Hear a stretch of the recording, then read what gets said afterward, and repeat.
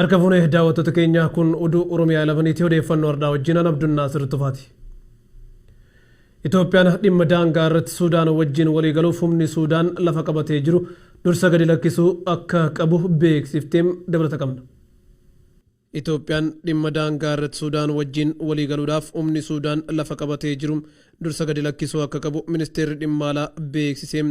Dubbii himaan ministeera dhimma alaa Itoophiyaa Ambaasaadder Diinaa Muftiim dhimmoota haala yeroo irratti guyyaa har'aa ibsa kan kennan yoo ta'u, ibsi isaatis faayidaa biyyoolessaa fi dhimmoota dhabbii Suudaan jidduu jiru irratti kan xiyyeeffate. Itoophiyaan yeroo garagaraatti Suudaan lafa qabatti gad lakkistee akka baatu gaafachaa turtus deebiin mootummaa Suudaan irraa kennamu faallaa kanaati. Ministeerri ittisaa Suudaan Leetinaan Jeneraal Yaasin Ibraahim gaafiif deebii televezyiina Al Arabiyyaa jedhamu waliin godheen biyyi isaa haalduree Itoophiyaan dhiyeessite kan hin fudhanne ta'uu ibsee jira jechuun Faanaa Biroodkaastiin gabaasee jira. Hidhaan mana keessaa Baabii Waayin akka xumuramu manni murtii ajaja dabarsee jira. Dabalata odeeffannoo kanaa akka itti aanutti dhiyeessina. Manni murtii Ugaandaa loltoonni fi poolisoonni mana jireenyaa dorgomaa pirezidaantii filannoo dabree kan ta'e Baabii Waayin gadi dhiisanii akka deeman ajaja dabarsee jira. Erga filannoon biyya Ugaandaa taasifame as Baabii Waayin mana jireenyaa isaa qarqara Kaampaalaa jiru keessaa akka hin baanim ugguramee ture. Filannicha booda bilbilaan BBC waliin kan haasa'e Baabii Waayin waa'ee lubbuu koo fi kan haadha warraa koo yaaddeera jedhee ture.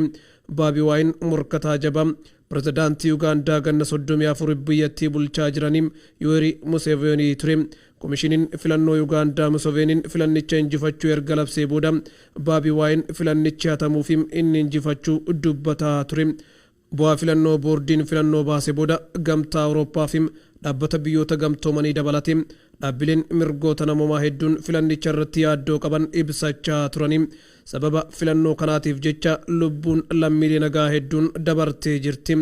Erga ogeeyyoonni seeraa Baabii Waayin mana murtiitti iyyataniin booda guyyaa kaleessa ammajjii 25 bara 2021tti hidhamuun Baabii Waayin seeraan ala bilisummaa dhuunfaa isaa sarbuudha jechuun abbaan murtii Maayikil Elibuu murtii dabarsee jira jechuun BBC'n gabaasee jira. Ministeerri raayyaa ittisa biyyaa Kolombiyaa Kaarlos Turuuyoo dhibee COVID-19tiin qabame du'e.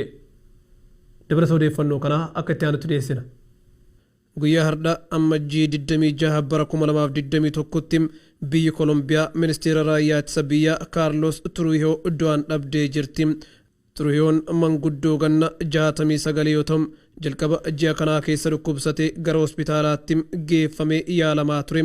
Obbo Turuuyoon hospitaala raayyaa ittisa biyyaa kan magaalaa Bogotaa keessatti yaalamaa erga ture booda guyyaa har'aa lubbuun isaa dabartee jirti. Du'a obbo Turuuyoo ilaalchise namoonni adda addaa gaddatti dhagahame ibsachaa jiru. Pirezidaantiin Kolombiyaa Ivaan Duukee Kolombiyaan har'a nama jabaa tokko dhabdee jirti jedhe. Obboleessi obbo Turuuyoo Joosee Reenaan Turuuyootis fuula tiwutara isaa irratti du'a obboleessa kiyyaa dhagahuun anaaf dhukkubbiidha. Obboleessi kiyya ilaalcha siyaasaa qabuuf qabsaa'e isa itti seetis du'e jechuudhaan gaddatti dhagahame ibsatee jira. Obbo Turuuyoon nama siyaasaa biyyattii keessatti waggoottan 30 tajaajilaa ture yoo ta'u jijjiirama heera biyya Kolombiyaatti bara 1991 akka lakkoofsa Girigooriyaaniyaatti taasifame irrattis qooda fudhatee ture. Obbo Turuuyoon nama kanaan dura bulchaa magaalaa Kaaliim ministeera haajaalaa fi ministeera barnootaas ta'uudhaan tajaajilaa ture.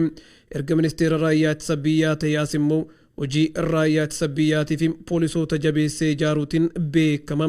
Dabalataanis namoota daldala qoricha sammuu adoochuu irratti bobba'an gareewwan hidhattoota seeraan alaa fi qonna albuuda seeraan alaa irratti duula guddaa godhaa ture.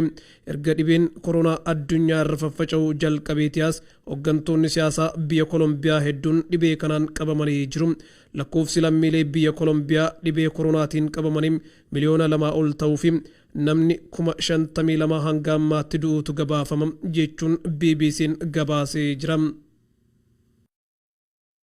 Muummichi ministeera Itaalii qeeqa dhibee COVID-19tiin wal qabatee isarratti ka'ee booda aangoo gadi lakkisee gabaasa odeeffannoo kanaa akka itti aanutti dhiyeessina.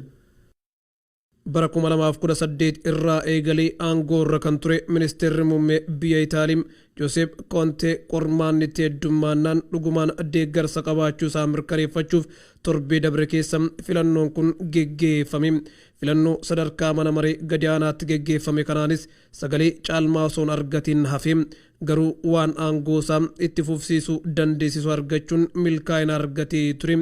Filannoon deeggarsa mirkaneessuuf geggeeffame kunis kan murtaa'e erga paartiin ministeera muummee duraanii Maateo Renzi Itaaliyaan Viivaa jedhamu qindoomina mootummaa Joosep Kontee keessaa adda of baasee ture. Yaanni waldhabbii qondaaltota lamaanii ijoon bajeta dinagdee biyyattii dandamachiisuuf jedhame gamtaa Awurooppaa irraa kenname doolaarri biliyoona 254 maaliif ooluu qaba kan jedhu ture. Weerara vaayirasii koronaatiin wal qabate gaaga'amni biyyattii mudate mormii guddaa itti kaasee ture. Kanuma hordofuun xalayaan hojii gadi lakkisuu pirezidaantii biyyattiitiif muummicha ministeeraa dhiyeesse fudhatama argatee jira jechuun France 24 gabaasee jira. Egaan kabajamtoota daawwattoota miidiyaa Oromiyaa 11 odeeffannoon guyyaa har'aatiif qopheeffanne kanuma turtii gaarii qabaadha.